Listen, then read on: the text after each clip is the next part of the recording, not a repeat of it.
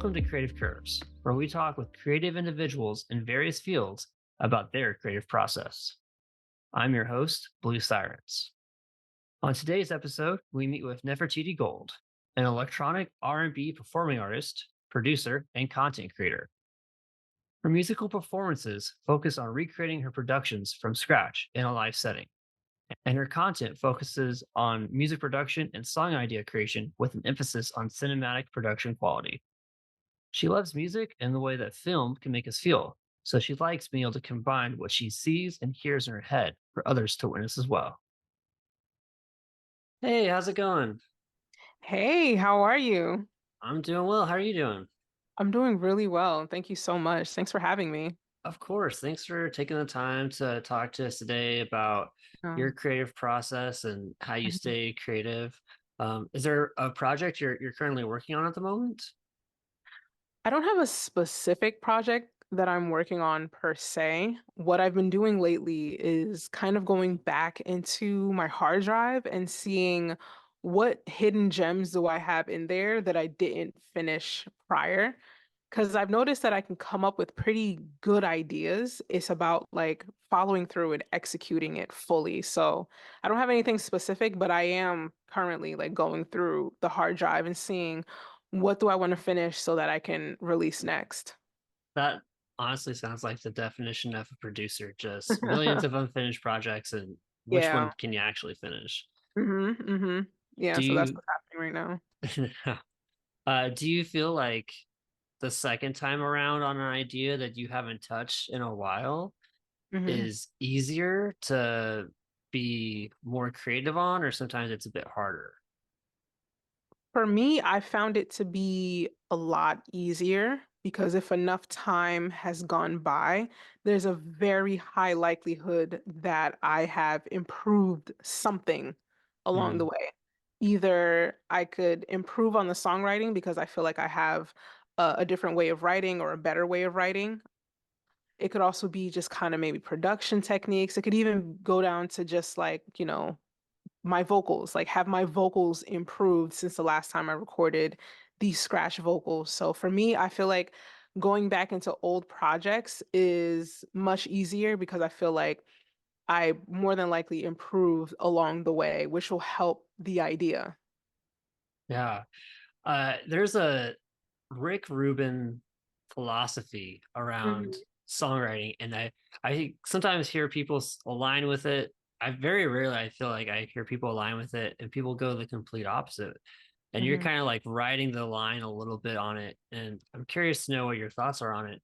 His idea is that your songs are like a timestamp of where you are, like how you're doing creatively.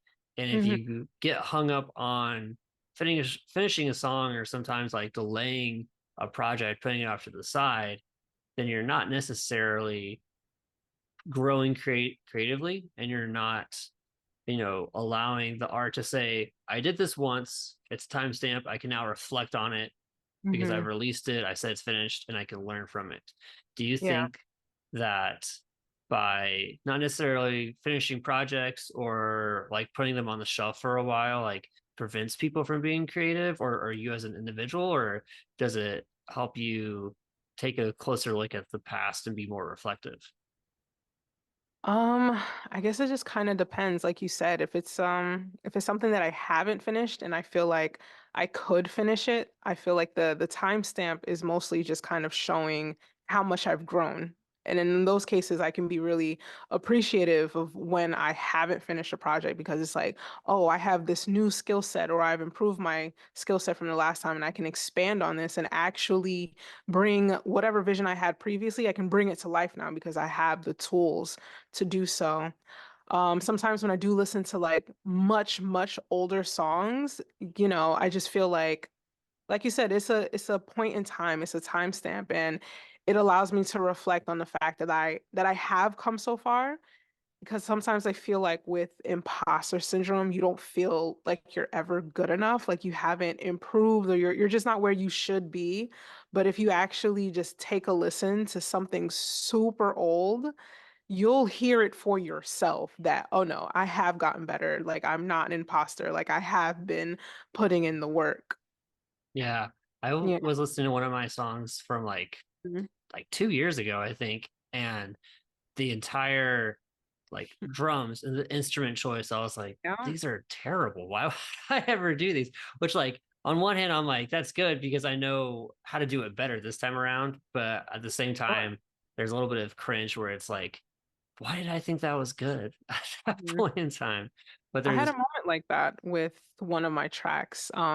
It's a much older one. It's off of my EP Situationships, and the song is actually 2 a.m. And the final product, I loved it. At the time I loved it. I could listen back to it today. I still love it. But the thing is, I never really had a chance to truly perform that track at the time that I put out the EP because it was kind of really still in that pandemic type of era. mm, So shows weren't really, I wasn't really booking any shows, but lately I've been revisiting it because I want to start incorporating it into my current set, which I mostly do with like the live looping stuff. So essentially I have to relearn my own song.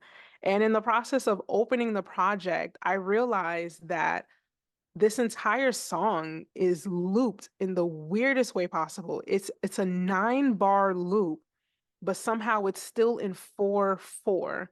So I had to relearn whatever BS I did the first time and essentially rewrite it so that I can actually perform it in proper 4/4. So mm, yeah, I definitely feel you on that when you kind of go back to old projects and wonder like what the hell you were thinking. And I don't know, for some reason, listening to it, yeah, it sounds totally fine.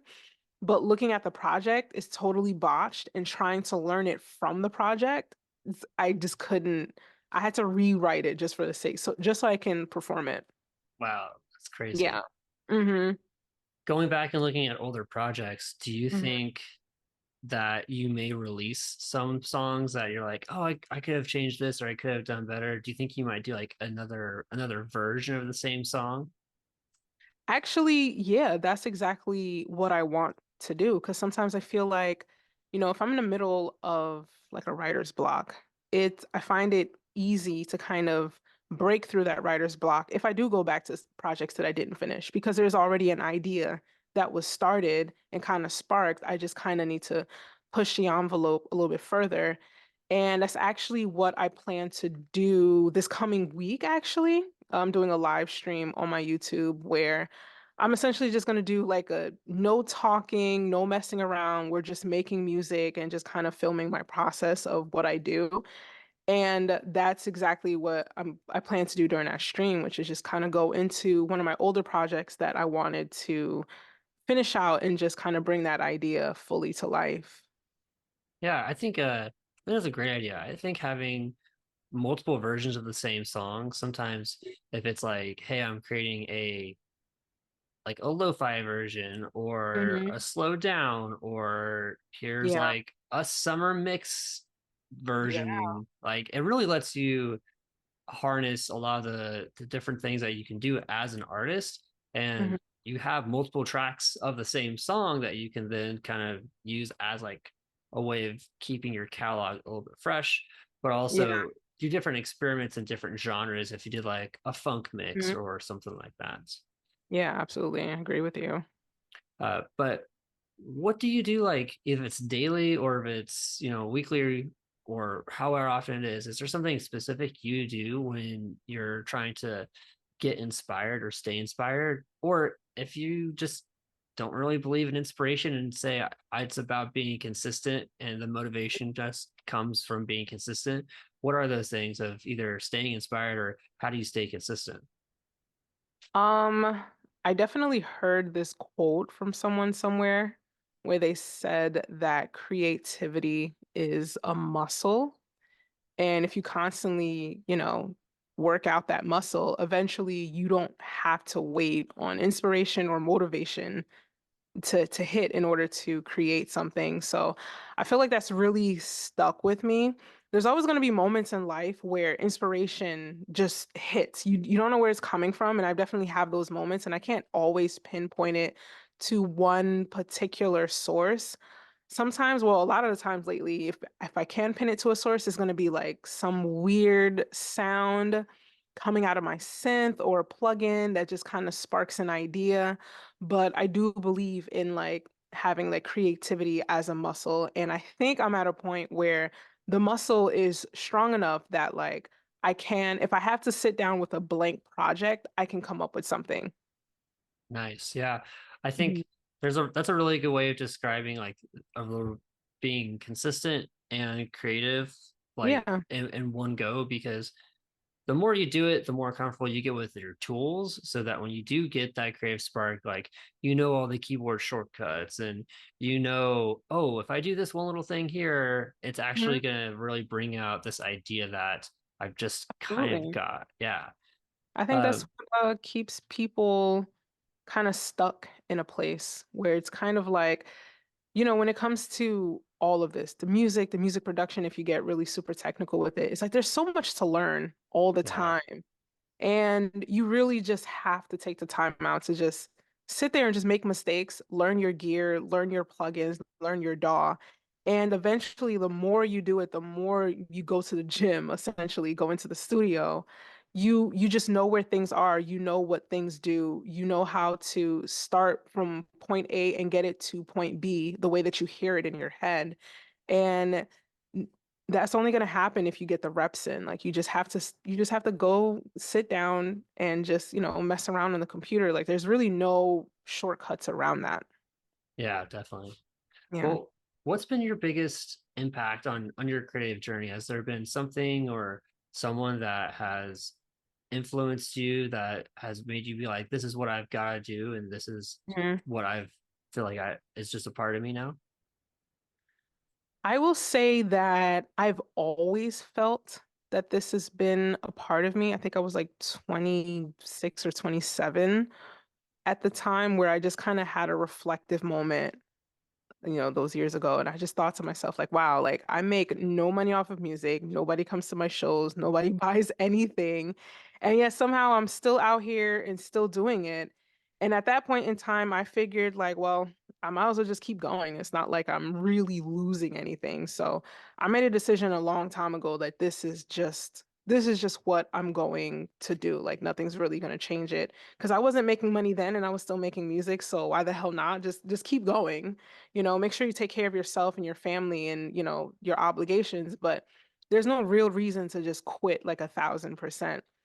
I will say that something that has truly, truly impacted me was absolutely, experiencing the pandemic within like the New York tri-state Mm. area. Because I know there were some parts of the country that didn't quarantine, they didn't go through what we went through out here. But the pandemic, while I hate to say this out loud because I know that it was not a great experience for a lot of people, for me personally, it was the best time of my life. Like, I didn't have to go anywhere. I wasn't forced to go anywhere. I didn't have any obligations because everything was closed, the bars, restaurants, everything. So, like, any obligation that I had to work, any social obligation, that was just completely deaded. And it was probably the first time in my adult life where I felt like I was actually just able to rest, like truly rest. Like there's literally nothing to do. You cannot go outside. If you want to go outside, you're taking a walk through the park. Like there's literally nothing to do. And once I actually had that time to just rest and not be bogged down with so many like distractions, that's kind of where I started diving more into YouTube and music production because now I have the time, I have the mental capacity. I could stay up till 2 o'clock in the morning and it doesn't matter because I was laid off from work anyway. So it's like I'm not going to work tomorrow. I don't have to log into my computer. So during that year, I would say about that year or 2 years from 2020 into at least halfway into 2021, 2022, like I just poured in so much energy into trying to learn as much as I can as far as like the music production side of it and just, trying to get better at my instruments. I don't know if I got that much better, but I know for a fact that I got better at music production and just music engineering to a point where I've been able to just actually start making money from music. I had the time to actually sit down and, have a break as an adult and really just evaluate what is it that I truly want. And I had the space to just go all in. Nice. Yeah, I know like pandemic was not a good time for everybody, but Yeah, the idea of you can lock yourself away and there's no other distractions. Like I had yeah, a what I needed. yeah, yeah, exactly. And I had a professor in college who just straight up said, if you guys really wanted to be good at your instrument or whatever you're here for, just quit college and lock yourself in the room for the next 3 months and don't come out till you're good at it, and you will be good at it. I And mean, there's a method to the madness. It's like you're only focusing on one task. So it's yeah, like you almost have no choice but to get better. exactly. Yeah, when Mhm. you don't have anything to lose, it's like this is all I've got going for is it's this or nothing else. Yeah. Well, uh for everyone else's inspiration, if there's something that's been inspiring you, whether it's like a book or a movie or a song or a TV show, is there something that's really inspired you lately in like those mediums that you could share with some of the listeners? I would say that I don't want to say that there's anything specific that has just like inspired the hell out of me. I will say that recently there was a show that dropped on Netflix. It's called Eric. And I started watching it because it kind of falls into the genre of like true crime, or at least the first two episodes came off as that. I won't say too much, to like, avoid any spoilers, but at some point it just had this really random twist of how they're portraying, I don't know, I guess talking to an alter ego. It was just so different. And I was Hmm. just so taken back by that because I really thought that this series was going to go in one direction because it's true crime. It's like a true crime kind of thing. Like you know how it goes. Like, it's the worst of the worst when it comes to society. But I don't know, I just feel like the way that it was written, the way that it was directed, the way that it was shot, the way that it was color graded, I just thought like, wow, this is actually creative. Like this isn't recycling an idea Hmm. at all. And I mean, I feel like that's as much as I can say without revealing too much, but I would definitely recommend it. And it might seem a little dark at some points, but it's not dark throughout because of just how the series is. You're just kind of questioning it all the time. And I really, really enjoyed that. Yeah, totally. And the reason I ask this question is because Mhm. as if you're a musician or if you're an artist or whatever creative medium you're a professional in, there are other Mhm. mediums that we turn to when we need Yeah. breaks from our own. And for some people, it's watching a TV show, a movie, Mhm. reading a book. So it's important to make sure like you lock in some of the other influences and recognize how they're influencing them because who For sure. knows? You may be so inspired by the color grading from the show that there's now a song that kind of like Mhm. comes from those ideas and those influences. Yeah. Yeah, I agree. But as we wrap up, where can people find you? Where can they connect with you and stay up to date with your creative process and the music you're releasing? I'll say that I'm definitely on, I guess, the major platforms. I'm mostly on Instagram and YouTube. I mean, I do have TikTok, but it's a sham at this point how infrequent I am with that. But I'm definitely predominantly on Instagram, working on building my YouTube. The name is the same across the board. It's Nefertiti Gold. And I do have my music on streaming platforms, Nefertiti Gold. I'm available on all streaming platforms as well. Awesome. Well, thank you Mhm. so much for coming on and sharing your creative process with us, Nefertiti. Of course. Thanks for having me. Thank you for listening to Creative Curves. I hope you've been inspired by this episode to try something new in your own creative process. Follow me on Instagram and YouTube at Blue Sirens Music for weekly Creative Curves episodes. Thanks for listening.